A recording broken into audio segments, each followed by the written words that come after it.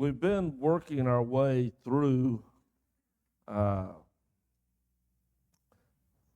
thoughts about Thanksgiving and the blessings that God has provided us with, and uh, just trying to make sure that these are things that we're not just looking at one day out of the year that our country sets aside, but that this becomes a part of who we are as the blessed children of God.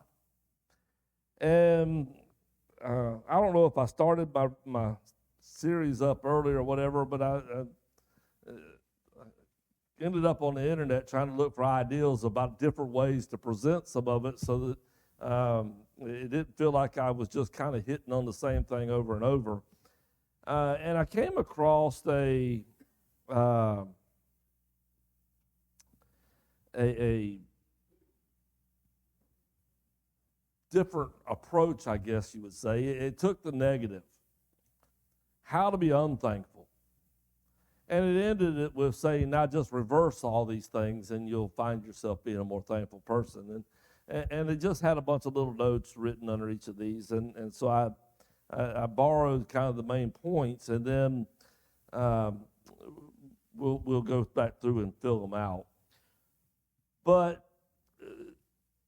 this kind of intrigued me with this ideal because the reality is Thanksgiving is not always easy or doesn't always come natural and easy to us. Now, I know there are those individuals that just radiate Thanksgiving and radiate, that perfect mindset about all of this stuff. But when we look at passages like Philippians chapter 2 and verses 12 through 15, and the way that Paul describes these things, and a lot of times Paul writes these just overwhelming, it's the perfect way in which God would like to have it. It almost seems overwhelming to us sometimes. But Philippians chapter 2, verses 12 through 15, Paul starts off, "Therefore, my dear friends, as you have always obeyed, not only in my presence, but much more in my absence, continue to work out your salvation with fear and trembling." So Paul realizes there's some work in the process of all of this. He says, "For it is God who works in you to will and to act in order to fulfill his good purpose. Do everything without grumbling or arguing."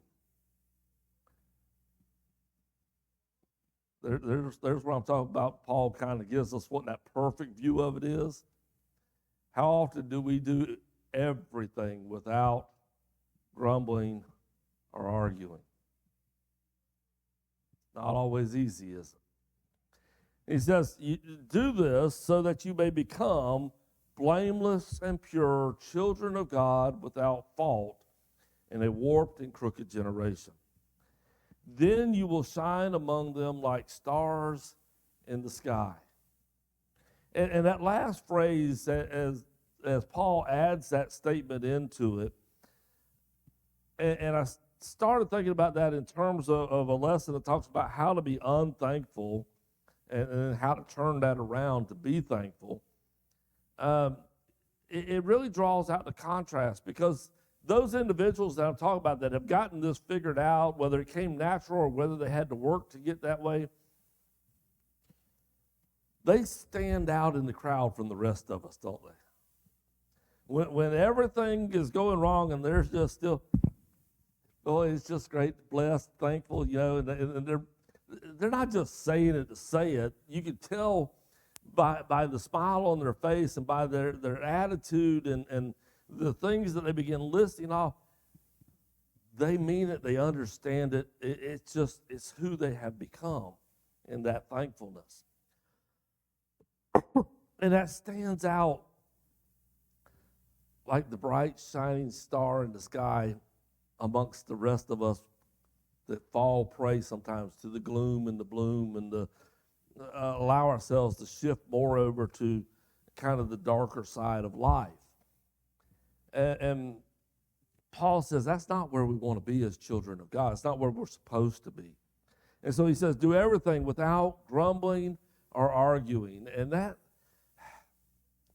as I said, that's not always easy to do. Sometimes we struggle because we find ourselves in the midst of situations that don't seem to warrant praise or thanksgiving, at least not on the surface.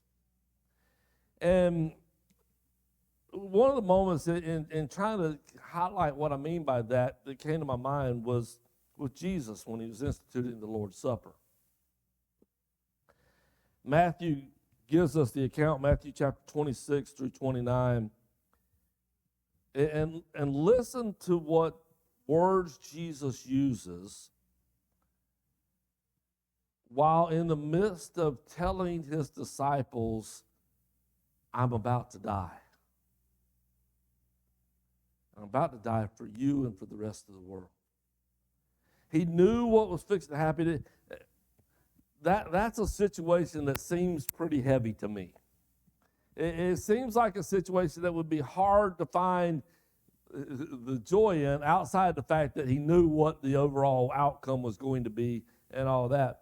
But as Matthew records, he says, while they were eating, Jesus took the bread, and when he had given thanks,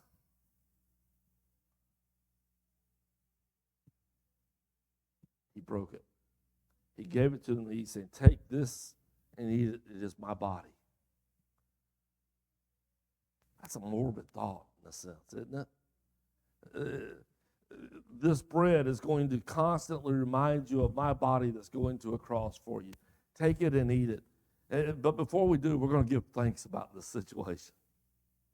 And then he takes the cup, and in the same way, he took the cup, and when he had given thanks, he gave it to them. Drink from it, all of you. This is my blood of the covenant, which is poured out for the many for the forgiveness of sins.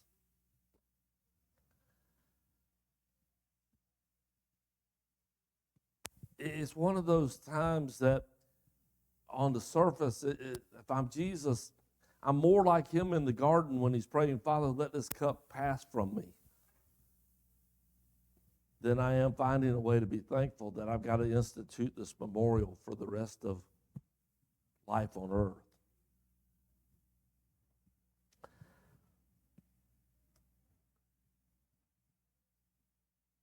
Now to this ideal of how to be unthankful. This was a sermon ideal blog that I came across by Jason Bradley. And if we're going to fail to give thanks, we might as well do the job right. And as I say in the notes, don't worry, we're going to twist this back right before it's over. The first suggestion that he had was keep a journal.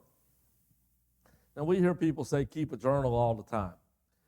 But as he put this down, the notes that he had with it was, no matter how minute, keep track of everything that bugs you. We all have pet peeves. If you write these annoyances down, you'll keep track of them better. Try to write down 3 or 4 things that irritate you daily, regardless of how insignificant the issues are. Set aside time daily to ponder what other people do to bug you. Whenever you find yourself accidentally happy, take your journal out and review all of your frustrations. Maybe even write these frustrations on note cards and post them all around your house. Now, it's pretty easy to see the humor he's going for behind some of this. The reality, though, is we may not be writing it down in the journal, but a lot of us go through life doing just this very thing, don't we? We go through keeping the list of all the things that bug us, and Satan is good about whenever something good starts to happen, he knows how to just throw that little note card out there in front of us. Don't you remember what they said the other day? Don't you remember when this happened? Just to kill the joy of the moment. Second thing, to become more unhappy or unthankful. Use negative words whenever you can. The lives of grateful people aren't that different from yours, he writes, but they're not realists like us. They simply need to practice reciting their frustrations more. Language matters, so be mindful of the adjectives you use. The more strongly you label things, the better you're going to be able to cultivate a grumbling spirit. Use adjectives like horrible, bad, atrocious, irritating, stupid. Boy, again, we get pretty good at that sometimes, don't we? And the more things begin to aggravate me and the more I begin to remember what's bugging me and the situations build, the more I begin to use those adjectives and some of them that I really don't need to use. And the point that it's making is as we do these things, the reality is we're drifting further from God, and the further from God we get, the more unthankful we become. Third thing he listed was be constantly distracted. He says thankful people usually can't or refuse to remember the bad stuff that's happened in the past. They don't worry enough about all the awful things that could happen in the future. But if you want to be an A-plus complainer, you must be able to do both. Always, always, always multitask. Don't waste your time by simply enjoying a meal. Entertain yourself constantly by looking at your phone, watching TV. If you give yourself too much time to focus on the good stuff happening around you all the time, you'll miss out on the potential threats on the horizon or bad stuff that you've already experienced. Can relate to that one. I remember as a kid growing up, Dad used to say that I was always afraid I was going to miss out on something. I could never pause to enjoy the moment where I was because somebody somewhere around me was doing something and I was missing out on it.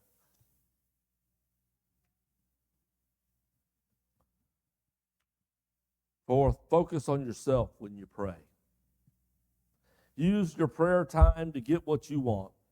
Praising God for who He is will waste your time. He already knows how great He is. He doesn't need you blabbering on about it. Instead, remind Him of everything you want that you don't have. Sounds like some of our prayers sometimes, though, doesn't it? And that's what I said. A lot of times, these are the easy path. These are the things that we find ourselves just gravitating towards, even though as we read it in this terminology, we understand how silly this sounds. Yet these are the very things that we find ourselves so often doing, and leads us to being in this situation where we're further and further away from God. Okay. So let's go back and talk about some of these and talk about them from the right perspective. Keep a journal.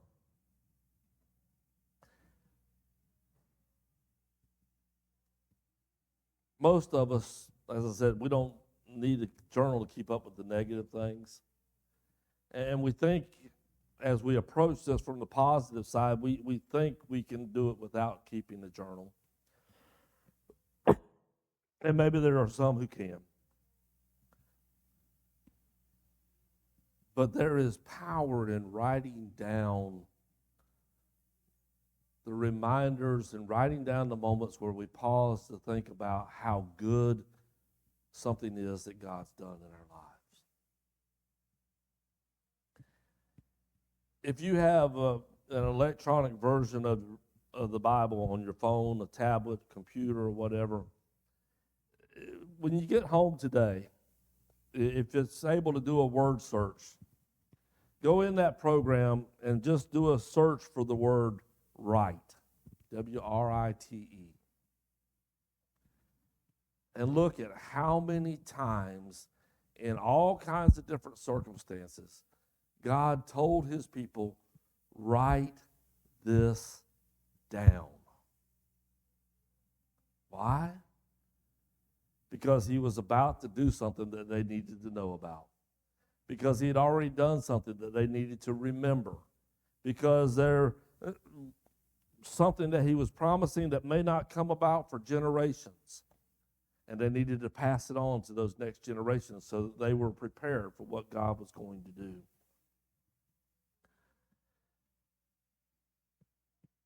It is so easy for things to leave our minds. But there's something about that writing it down that changes that. And we've known that our whole lives, haven't we? When we got in trouble in grade school, what did the teacher make us do? Go up there to the chalkboard and write, "I will not talk in class. I will not talk in class. I will not talk in class. I will not talk in class." What was the purpose of writing "I will not talk in class" 100 times on the blackboard? It was to make that lesson sink in, wasn't it? Sometimes it worked, sometimes it didn't. But God used the same technique with his people all through Scripture. Write this down. Write down these laws. Write down these memorials. Write down these blessings. Write down these curses that you need to be aware of. And so keeping a journal can be an important thing, but what we put in that journal is important. Throw out that idea about keeping track of everything that bugs you. Write down the things that have blessed you, the things that made you happy, the things that where you saw God working in your life today. And I'm going to add to this just a little bit because it's one of the things I've failed at, and I'll be honest, I don't keep a lot of journal. I ought to. There's a second part of journaling, though, that is necessary for it really to have its full benefit, and that is you got to go back and read those journals occasionally. And that was where I really failed, was going back to read them. Because it's not just the writing it down that one time, because when we're writing the journal, we're not writing over and over and over, "God has blessed me with a great meal today. God has blessed me with a great meal today," and writing that 100 times. God blessed me today in the life of my child as I saw them take this step, as I saw them come to grips with this understanding spiritually, whatever the instance is. We don't sit there and write that over and over 100 times so that's drilled into our mind. We've got to go back and read those memories. It's one of the kind of neat things, ideals that Facebook does, and I'm less and less a Facebook fan as every day goes by, but one of the neat things they do is it pops up memories of something that you posted in the past to give you that little reminder. Here's a picture that you posted that day. Here's this event that you were at that day. Here's a comment that you made that day. And it brings it up, and it's almost like reliving that moment over again. That's what the journals and the reading does for us. But we've got to change the second thing around that we had as well. He said use negative words whenever you can. Use positive words. And this needs to go beyond just our journaling. This is, it needs to get to be a part of our regular speech pattern. That I look for those moments when I can say something positive. We have the old saying, Mom always told us, if we can't say something nice, don't say anything at all. Well, I guess that's good advice, but the better advice is figure out how to say something nice. It's not really that hard. It's just a matter of making ourselves do it. It's hard enough that we don't want to do it, that we don't want to take the time or put in the effort, but it's not really that hard. It's something we have to train ourselves to do. In Ephesians, the 5th chapter, the first 4 verses, Paul writes, "Follow God's example, therefore, as dearly loved children, and walk in the way of love, just as Christ loved us and gave himself up for us as a fragrant offering and a sacrifice to God. But among you there must not even be a hint of sexual immorality or of any kind of impurity or of greed, because these are improper for God's holy people. Nor should there be obscenity, foolish talk, or coarse joking, which are out of place, but rather thanksgiving." When we're at church, we like to stress all the time that sin is sin, and there's not necessarily levels of sin, but excuse me. The reality is, in our minds, we all have this organizational level of sins, don't we? Sexual immorality, we would have a little higher on the lists. Murders on up there. A lot of different things rank high. Obscenities getting up there.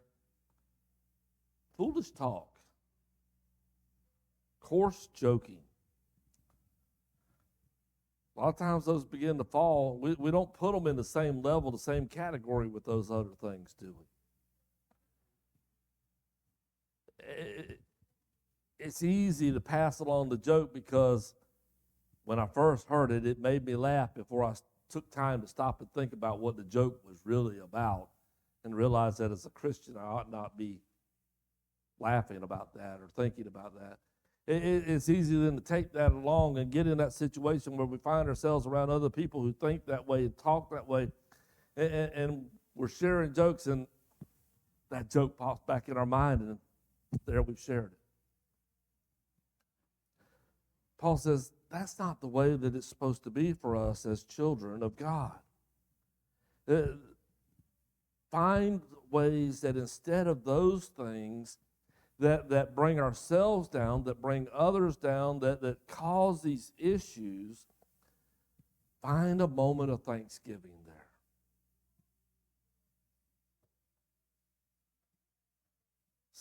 Instead of a negative focus, when we're journaling, write down the positives.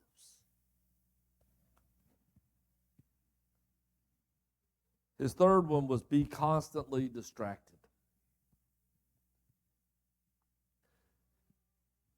Be constantly focused. Where our attention is focused at matters. It needs to be appropriate for what's going on. If I'm at school, my focus needs to be on my schoolwork. If I'm at sports, my focus needs to be on sports. If I'm at church, my focus needs to be on church things. But above all of that, the reality is if we're going to get to where we are a people who are thankful all the time, who are living as the children of God, the reality is there is a focus for God in every one of those things. When I'm at school, I still have a focus on God. Am I acting the way that I'm supposed to act? Am I not cheating on my test? Am I not doing this? Am I being a good example? Am I doing things the way God would have me do them? If I'm at work, same thing. Am I being fair and honest in my dealings? Am I doing things the way God says, this is how my children are supposed to do it? Or do I let my focus wander from God and again, the further I get from God, the more likely I am to do the shortcuts and the things that take me further away.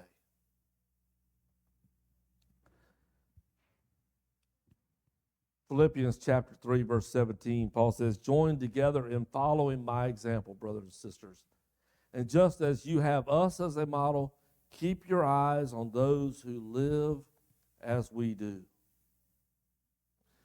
Part of keeping our focus on God is going to be keeping our focus on one another, on those who are trying to live as God has called us to live. Letting them be my examples, letting them help guide, letting them help be the ones that show me when I'm stepping out of the path and when I need to step back into it. Just as hopefully I'm being that for them. But Colossians chapter 3, verses 1 through 4, Paul takes it another step and says, since then you have been raised with Christ, set your hearts on things above, where Christ is, seated at the right hand of God. Set your mind on things above, not on earthly things. For you died, and your life is now hidden with Christ in God.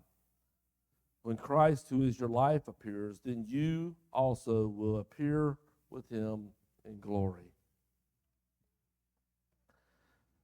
David led us in the song this morning, the empty mansion. That empty mansion is just one of the aspects of heaven that we want to get to, right? I mean, the reality is I'd be happy with a shack up there. I can sing Empty Mansion because I know God's going to do a whole lot better than a shack, because he's promised he will. But if I want that to be my ultimate destination, that has got to be part of my focus and where I have my heart set and my mind set, so that the things that I'm doing here and now are the things that are going to allow me to be able to be there. Which means that I figure out cutting out, working on getting rid of, getting them out of my attention, out of my focus, out of my speech pattern, out of my actions and habits, those things that would keep me from being there. Because I know I'm going to have a mansion there. I don't need to get caught up and worried about having a mansion here. It's going to burn in the end. It's temporary. That's not to say I can't have one here, but that doesn't need to be my focus. Not if my focus has to be on doing things that a child of God shouldn't be doing in order to get that. Set your hearts on things above, where Christ is. When you go through and you begin reading some of the descriptions of heaven, yes, there's a lot of talk of streets of gold and gates of pearl and walls of emerald and jasper and all those different jewels. And yes, there's talk of us having a mansion there and all that.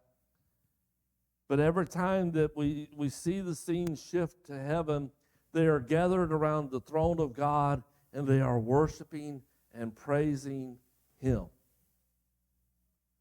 In fact, the book of Revelation talks about that every time this one thing happens, all the four creatures and all the audience that are there bow down and worship God. And you look at the thing that's happening and you realize it says that is constantly happening. Which means that we don't go back to that house in heaven. We're constantly around the throne, worshiping and praising God. So if I want my mindset, if heaven's where I want to be, and I want to be a part of that crowd, and I want to be in the presence of God, the presence of Jesus, if I want all of that, where's my mindset here need to be? Part of it needs to be I want to be gathered around praising and worshiping and remembering God, doesn't it? At every opportunity that I can, interjecting that into every aspect of my life that I can. And so rather than being distracted by all the things around me, my focus needs to get sharper and sharper upon, here is what God has called me to as his child. Here's what he's done in my life today, yesterday. Go back and read some journals, what he did 2 years ago.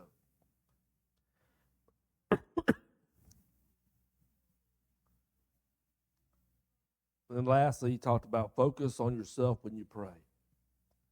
Well, the reality is it's okay to have a portion of our prayer that focuses on us, that focuses on our desires and our concerns. But it doesn't need to be the whole prayer. It's important to spend time praising God in prayer, not because God needs it. He was right in that aspect. He's a little over-satirical in the way that he put it, but it's not that God needs our praise and our blessings. He desires it. But even more so than desiring it, he deserves it. The praise portion of our prayer serves to draw us closer to God.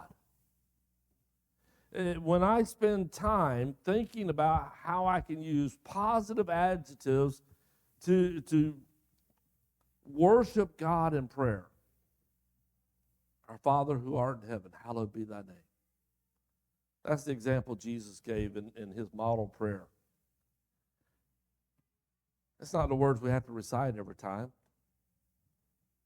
Amazing Heavenly Father, awesome God, how great thou art. All kinds of different ways in which we can pause to say, God, I recognize you for who you are. You are the creator, the sustainer. You're the one who lifts me up when I fall down. You're the one that loves me. You're the one that gave me 2 special children in my life, who's given me 2 grandchildren in my life.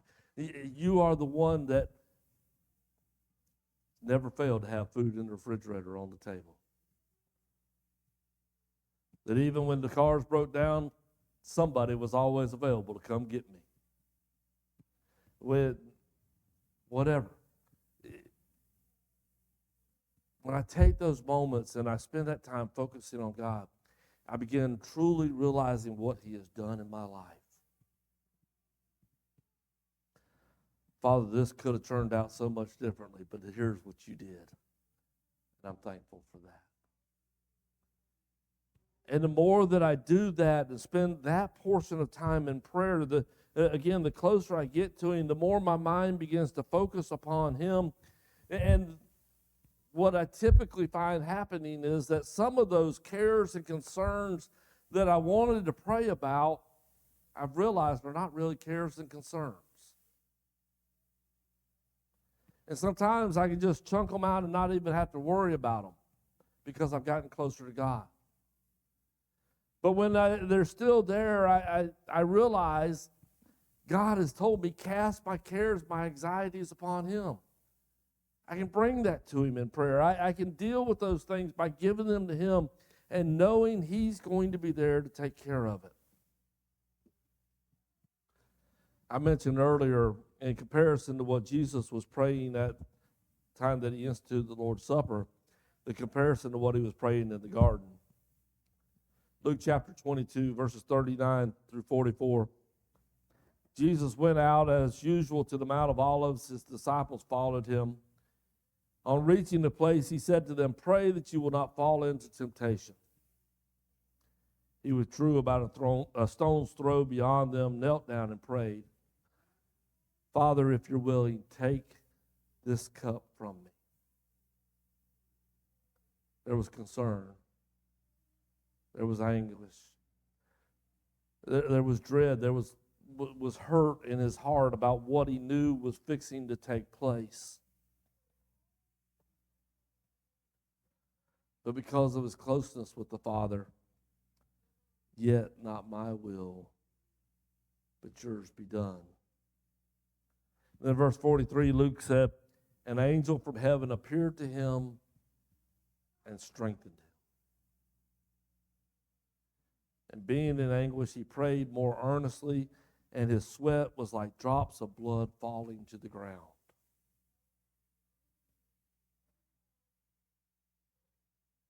But God strengthened him. After uttering this prayer 3 times, he gets up and he goes to the cup that was before him. The cup that the Father said, there's no other way around this. You've got to go to the cross. Not for my sake, not for your sake, but for their sake.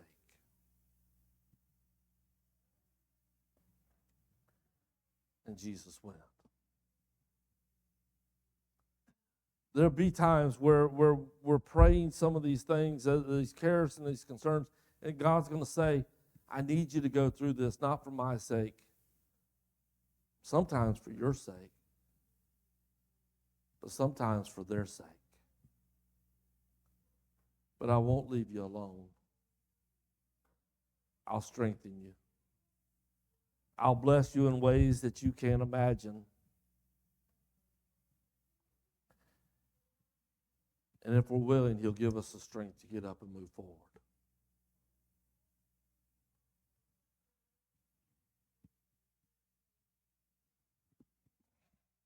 The struggle for thankfulness, the struggle for this kind of relationship with God is real. And the choice is before us.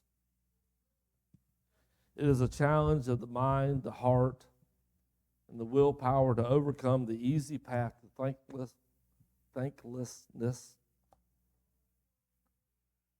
so that we can arrive at a life of thanksgiving.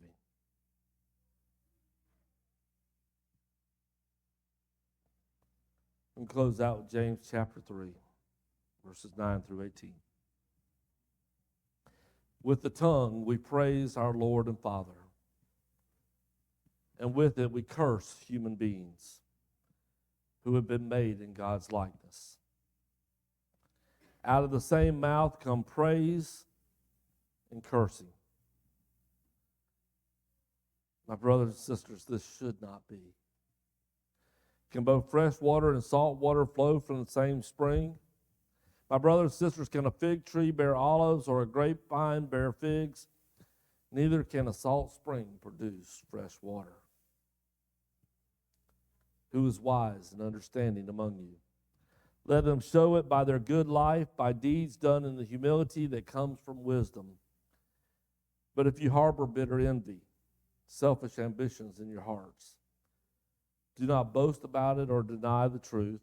Such wisdom does not come down from heaven, but is earthly, unspiritual, demonic.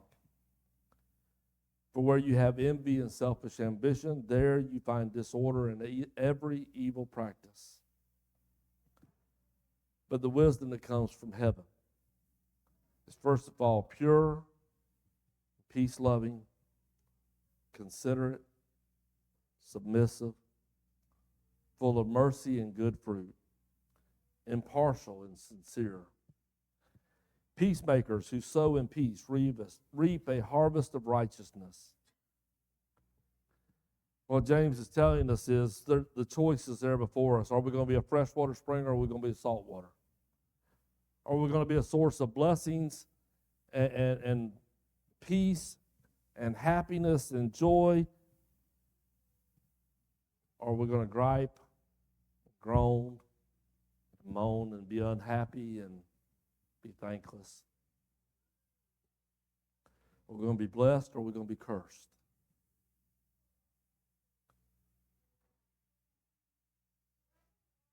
Too often we walk trying to straddle in both worlds. When we know the spotlight's on us and the spotlight says, here's Christian, example A, we can get in freshwater mode. When we're not thinking about it or the spotlight's not on us, it's salt water. It's coarse joking. It's whatever.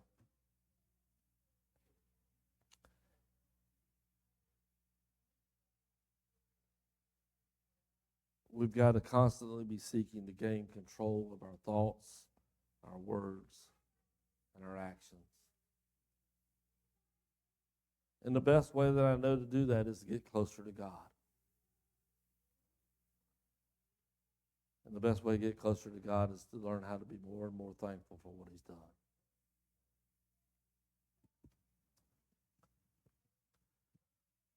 I hope everybody is able to enjoy their week this week. Holiday together with family. Really spend time thinking about what God has done in your life. And then how to move that forward so that it goes beyond this week. so that we figure out how to begin clamping off that saltwater well in our lives and getting to where we are the fresh water of God. So we are the bright, shining stars standing out in a world where everything seems so bleak, so hopeless. If there's something we can do this morning to assist someone in their walk with Christ,